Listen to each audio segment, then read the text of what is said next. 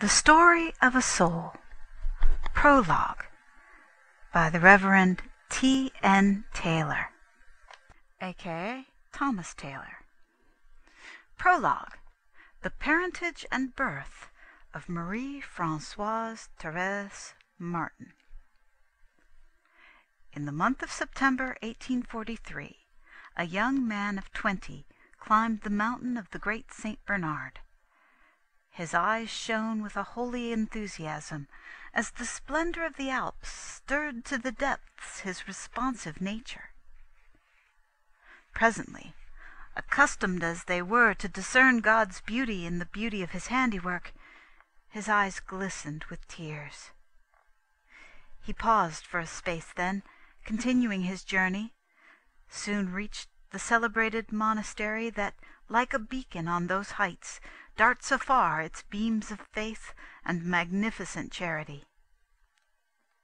The prior, struck by the frank and open countenance of his guest, welcomed him with more than wonted hospitality.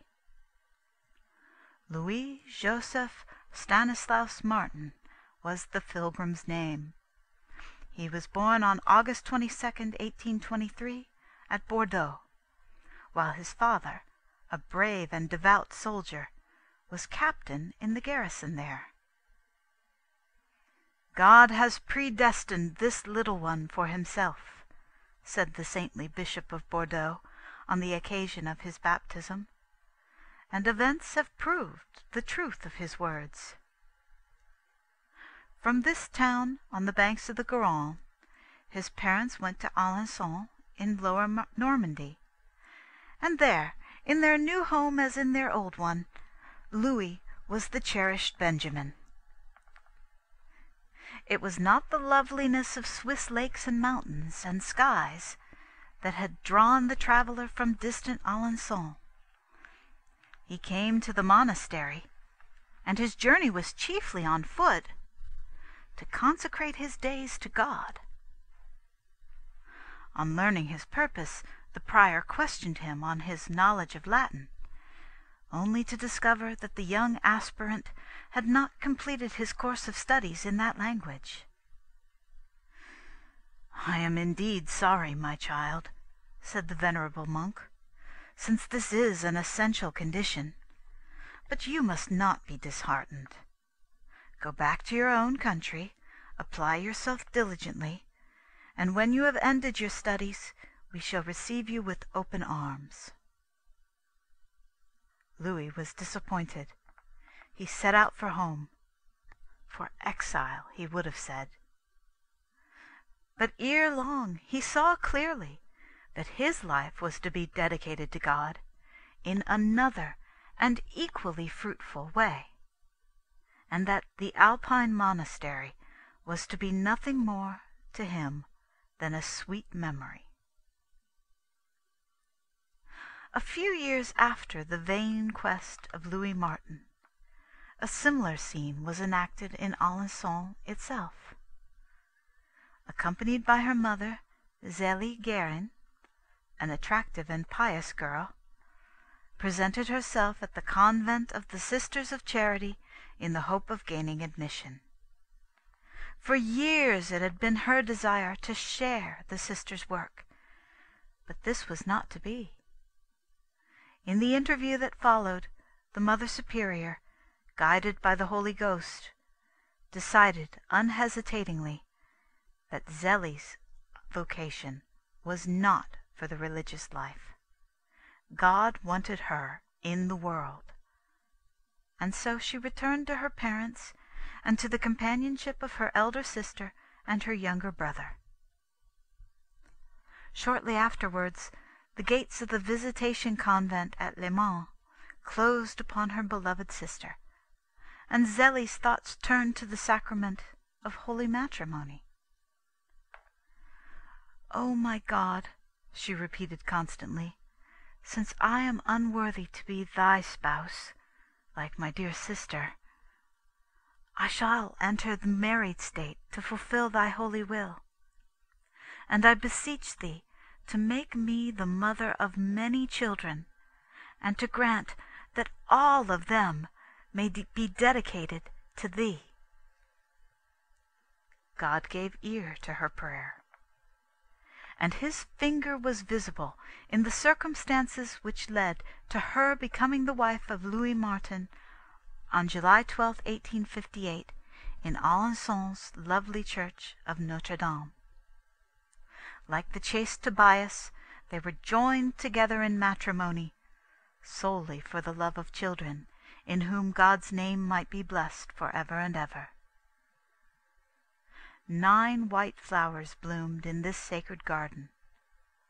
Of the 9, 4 were transplanted to paradise ere their buds had quite unfolded, while 5 were gathered in God's walled gardens upon earth, 1 entering the Visitation convent at Caen, the others the Carmel of Lisieux.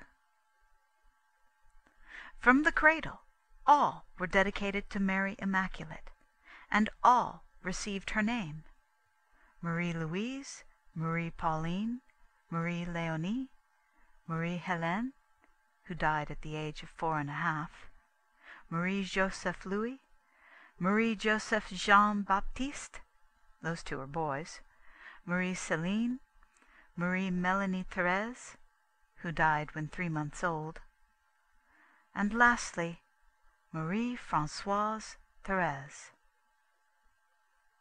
The 2 boys were the fruit of prayers and tears. After the birth of the 4 elder girls, their parents entreated Saint Joseph to obtain for them the favor of a son, who should become a priest and a missionary. Marie-Joseph was soon given them, and his pretty ways appealed to all hearts.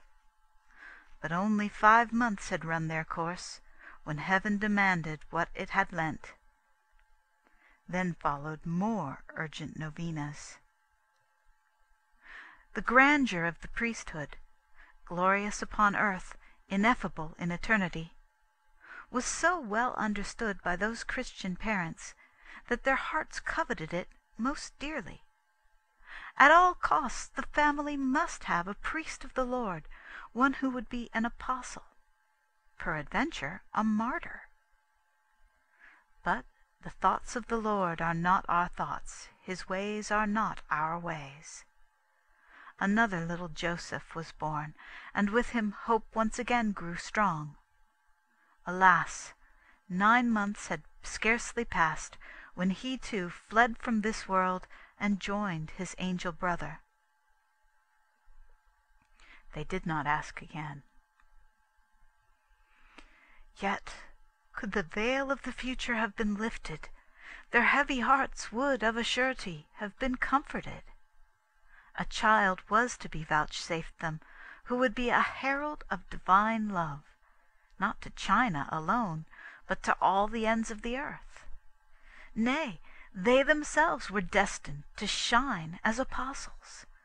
And we read on one of the first pages of the Portuguese edition of the Autobiography these significant words of an eminent Jesuit: "To the sacred memory of Louis Joseph Stanislaus Martin and of Zélie Guérin, the blessed parents of Sister Teresa of the Child Jesus, for an example to all Christian parents."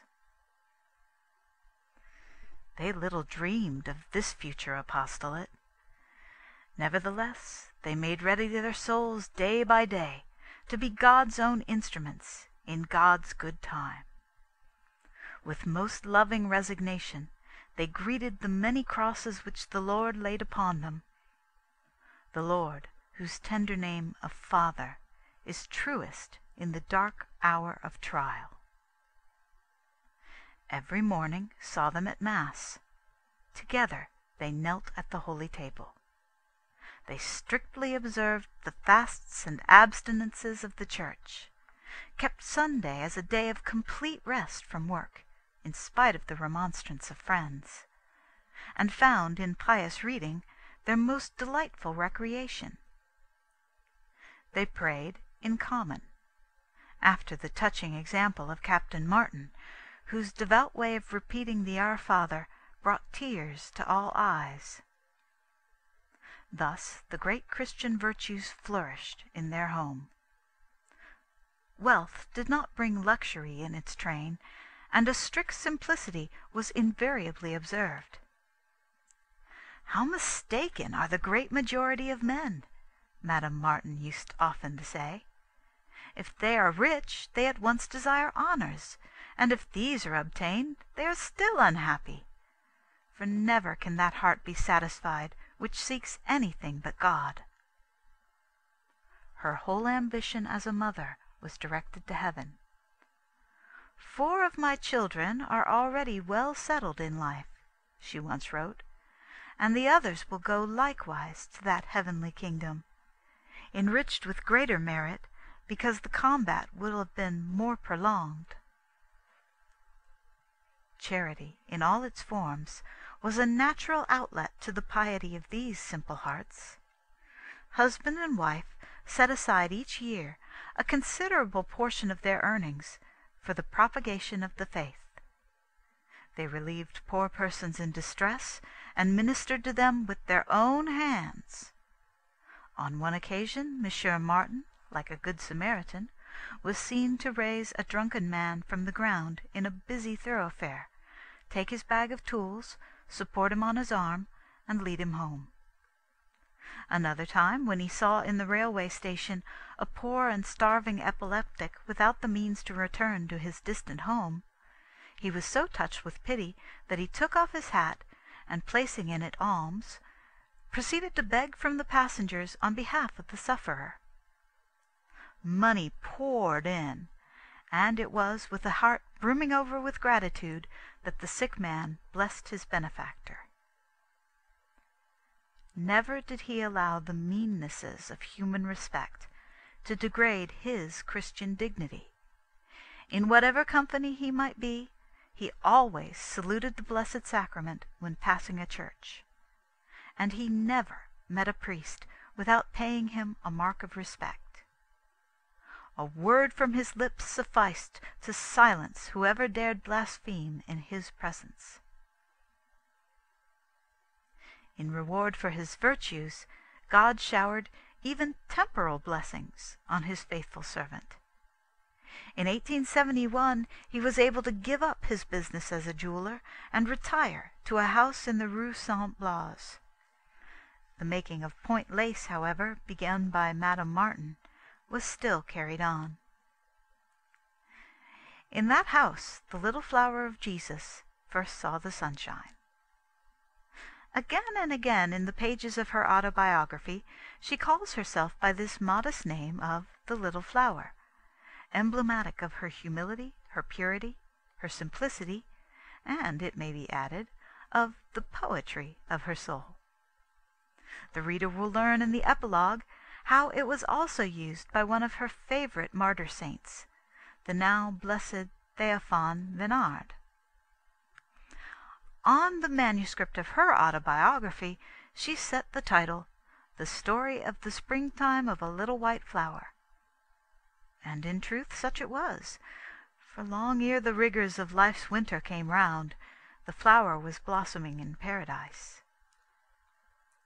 It was, however, in midwinter, January 2nd, 1873, that this 9th child of Louis Martin and Zélie Guérin was born. Marie and Pauline were at home for the Christmas holidays from the Visitation Convent at Le Mans, from school.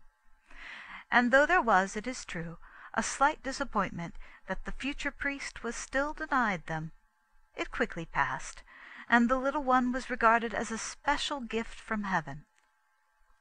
Later on, her beloved father delighted in calling her his little queen, adding at times the high-sounding titles of France and Navarre.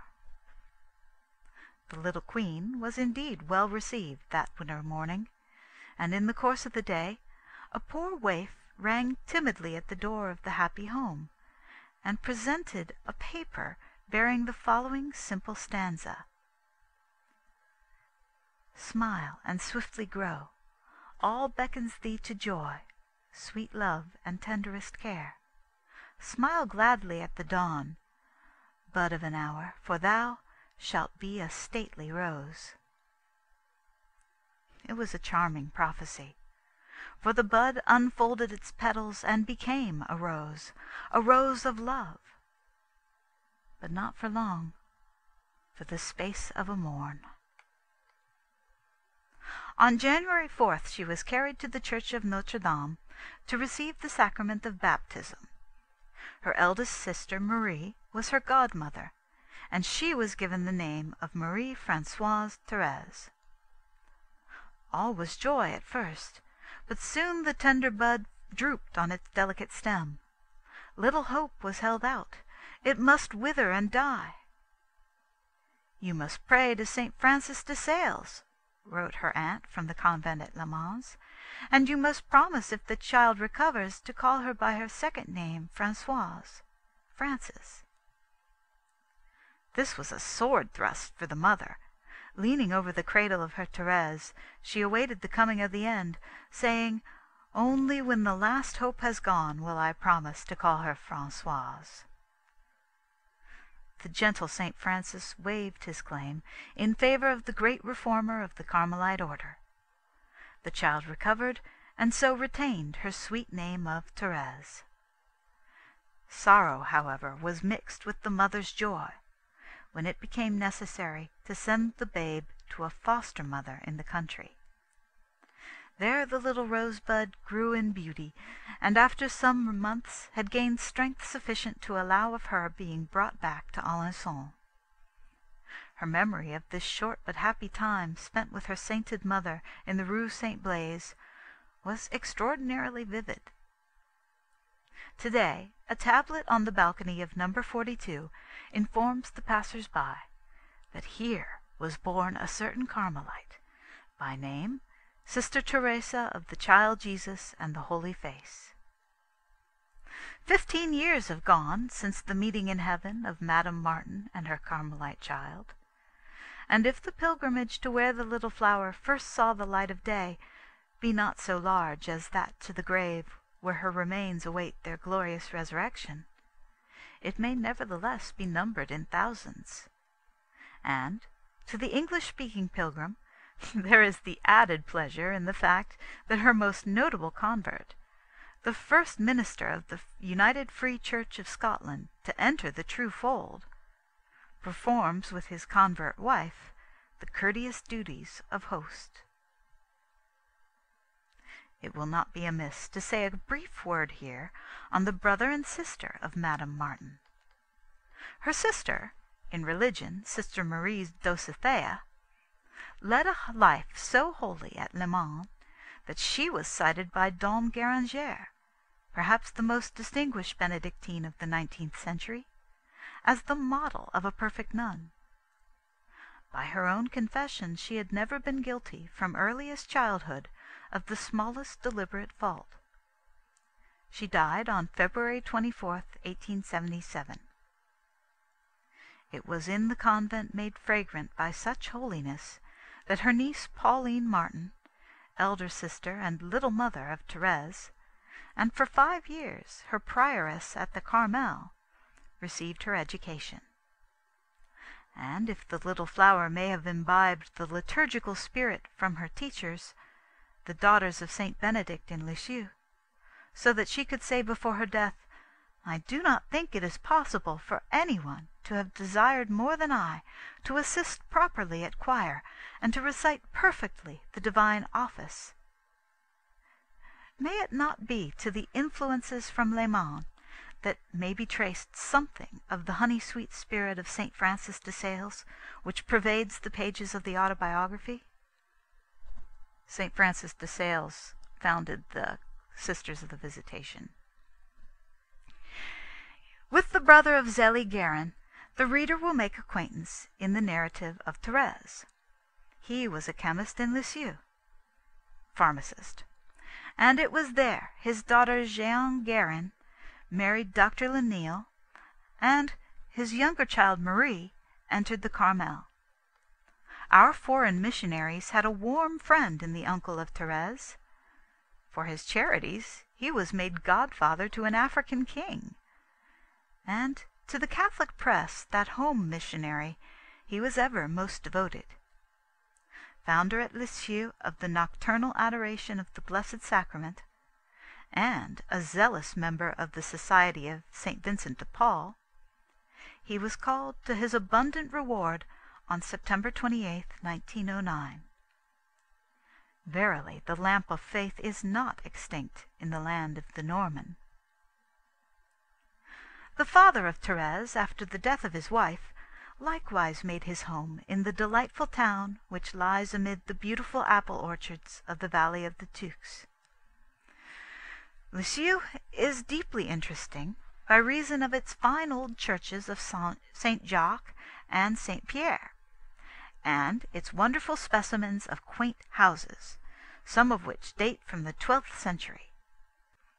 In matters of faith it is neither fervent nor hostile, and in 1877 its inhabitants little thought that, through their new citizen, Marie Francoise Thérèse Martin, their town would be rendered immortal. The cell at Lisieux reminds us of the cell of the Blessed Gabriel at Isola.